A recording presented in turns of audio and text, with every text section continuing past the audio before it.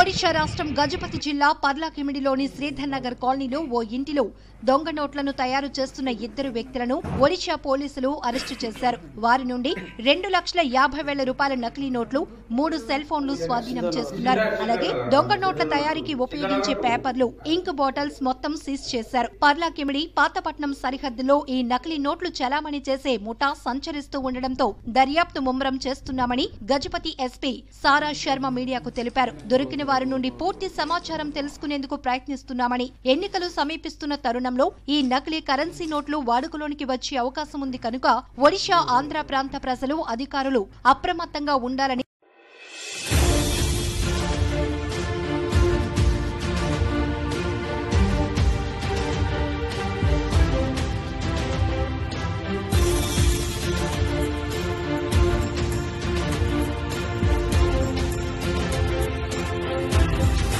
ఒడిషా రాష్ట్రం గజపతి జిల్లా పర్లాకిమిడిలోని శ్రీధర్ నగర్ కాలనీలో ఓ ఇంటిలో దొంగ నోట్లను తయారు చేస్తున్న ఇద్దరు వ్యక్తులను ఒడిషా పోలీసులు అరెస్టు చేశారు. వారి నుండి 2,50,000 రూపాయల నకిలీ నోట్లు, 3 సెల్ ఫోన్లు స్వాధీనం చేసుకున్నారు. అలాగే దొంగ నోట్ల తయారీకి ఉపయోగించే పేపర్లు, ఇంక్ బాటిల్స్ మొత్తం సీజ్ చేశారు. పర్లాకిమిడి పాతపట్నం సరిహద్దులో ఈ నకిలీ నోట్లు చలామణి చేసే ముఠా సంచరిస్తూ ఉండడంతో దర్యాప్తు ముమ్మరం చేస్తున్నామని గజపతి ఎస్పీ సారా శర్మ మీడియాకు తెలిపారు. దొరికిన వారి నుండి పూర్తి సమాచారం తెలుసుకునేందుకు ప్రయత్నిస్తున్నామని, ఎన్నికలు సమీపిస్తున్న తరుణంలో ఈ నకిలీ కరెన్సీ నోట్లు వాడుకలోనికి వచ్చే అవకాశం ఉంది కనుక ఒడిషా, ఆంధ్ర ప్రాంత ప్రజలు, అధికారులు అప్రమత్తంగా ఉండాలని సూచించారు.